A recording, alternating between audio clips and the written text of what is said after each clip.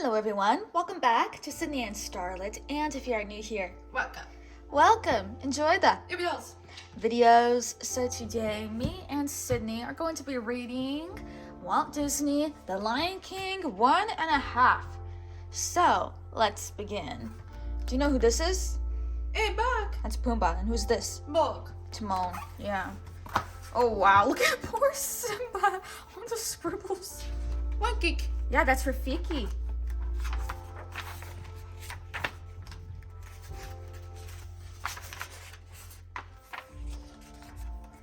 Welcome to a story of a great hero who saved the animals of the savannah with a little help from his friends.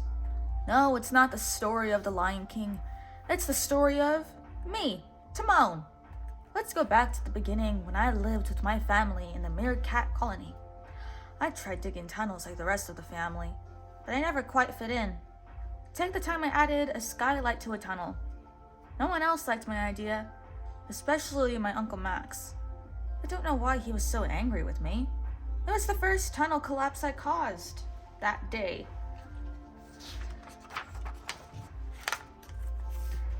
My mother wanted me to find a place where I fit in, so I tried being a sentry. It was my job to look out for any dangerous hyenas. But I made one teensy mistake. Who hasn't broken into a song on sentry duty before? I didn't exactly notice my audience. The hyena surprised me and caused my whole family to flee in panic. No one was hurt, but my career as a sentry was over. I had to find my place, and it wasn't with the colony. So I made the tough decision to leave home, to walk out into the great wide world. Of course, everyone tried to stop me. They begged me to stay. Well, maybe just my mother. But it was too late. And so, I boldly went where no meerkat had gone before. I never looked back, because I was crying too much. I kept going until I came to a fork in the path. "Which way should I go?" I shouted. "That depends on what you seek," a blue-faced baboon answered. That's how I met Rafiki. He said I was looking for Hakuna Matata, a place of no worries. To find it, he explained, you must look beyond what you see. What does that mean, you ask? Let me explain. It simply means, you must look beyond what you see. Well, I could see a big, pointy rock, so I headed for that. I was trudging through some tall grass when I heard a strange noise. Suddenly, I found myself face to face with a huge snout. I was surprised, but I quickly realized that this big fellow Pumba the warthog was no threat at all. In fact, he was scared of me, but I managed to calm him down. It turned out that Pumba and I were looking for the same thing, a place to call home. We made a good team. I had the brains. Pumba had, well, his own secret weapon that I would soon discover. We both set off for the big pointy rock, which was called Pride Rock. We got there just as other animals were gathering to witness the presentation of Simba, the future Lion King. Of course, we didn't know who Simba was at the time. That's when I discovered Pumba's secret weapon. I made the mistake of pulling on his tail. And, well, what a blast! Everyone had to bow to the ground because the smell was so strong. I realized that we needed to keep moving. We looked all around for Hakuna Matata. We tried a few places, including an elephant graveyard. Pumba was a little scared, but it didn't bother me.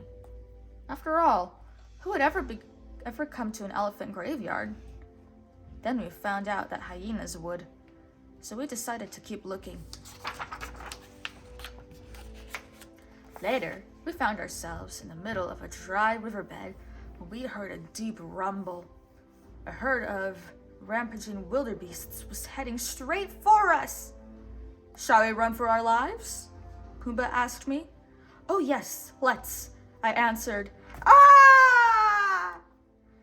We thought we were safe when we landed in the river, until we went over a waterfall. I got us safely to the riverbank.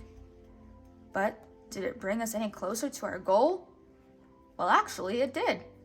Instead of complaining and giving up, I stood up and looked around. Thanks to me, we had found the place of no worries, our new paradise home. It was just like the monkey had said it would be. Hatuna frittata.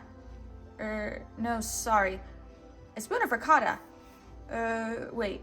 Hakuna Matata. Once you hear that phrase, you'll never forget it. Our lives were carefree. We ate, slept, played, slept, and ate. But then it happened. One day, while bowling for buzzards, we stumbled upon a little lion cub, Simba. Of course, I wasn't scared of a lion. Nope, not me. You see, rescuing Simba wasn't the scary part. Parenting was. We had to wake up in the middle of the night, feed him, clean him, catch him when he fell. Gee, nothing but a hassle. Still, we loved him. As Simba grew, I taught him everything I knew about eating. Soon he was ready to challenge me, his teacher, to a fierce snail-eating contest. I have to admit, he did well. He tried his best, gave it all he had. It didn't matter who won. Okay, the kid beat me.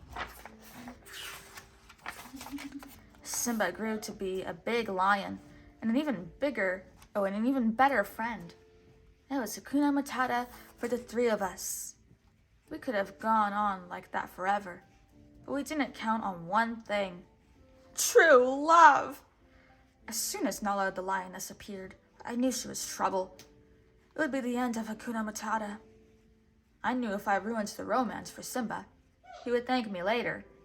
I tried every trick in the book to break them up, but nothing worked. The kid had to learn the hard way that a happy romance is awful.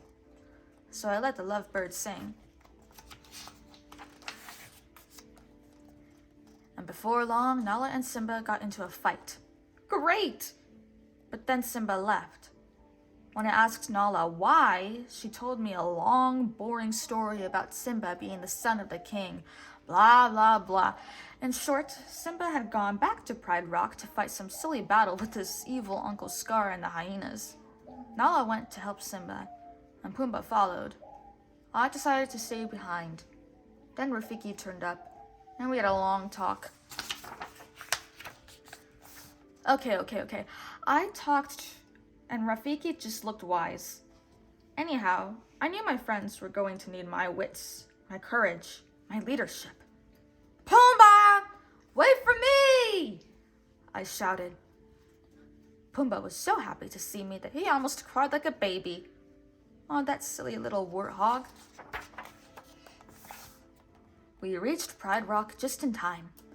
The place was crawling with hyenas, and we had to distract them so Simba could face Scar.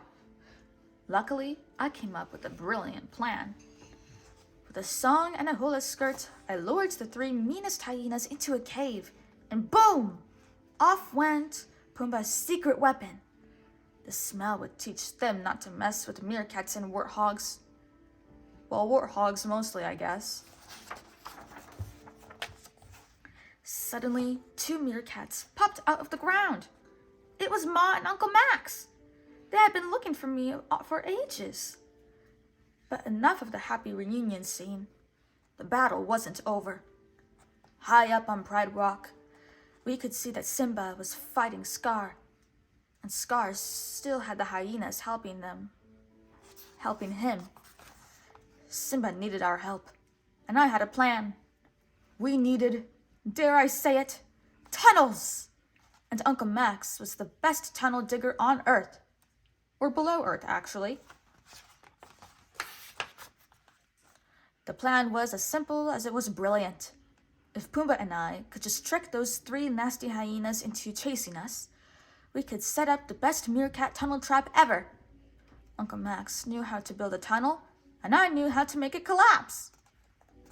It wasn't hard to get the hyena's attention. "Hey, Pumba," I called. "What do you call a hyena with half a brain?" "Beats me, Timon," Pumba answered. "What?" "Gifted," I shouted, and the chase was on. The plan went smoothly, sort of. It took a little longer than I had thought for the tunnel to be ready, so I had to keep the hyenas busy. It wasn't hard. Finally, the tunnel was ready, so we led the hyenas straight into the trap. But the tunnel didn't collapse. One of Uncle Max's braces had stuck. Someone had to do something. If you want something to come crashing down, you have to do it yourself. It worked! It actually worked! Not that I was surprised. Shocked is more like it. We sent those hyenas tumbling into the bottom of Pride Rock, where they belonged. Simba sent Scar crashing down there too. Then Simba claimed his rightful place as Lion King. My mother was proud of me, and so was Uncle Max. But what was going to happen now? They wanted me to return to the colony. A hero's welcome awaited me there. But what about my new friends? This called for the greatest plan yet. It was about time that this colony of meerkats learned something about real life. About sleeping late, having plenty to eat, not rushing anything. I knew a place of easy living, with room for everyone. But I learned something too. Home is not just a place. Home is wherever your family and friends are. But it doesn't hurt if it's in paradise. Hakuna Matata. The end. What a great story. So that is it for today, everyone. Really hope you all enjoyed it, and we will see you all next time. Bye-bye-bye. Bye-bye. Pick out your favorite page in this book. And your favorite character. Yeah. Lion King 1.5.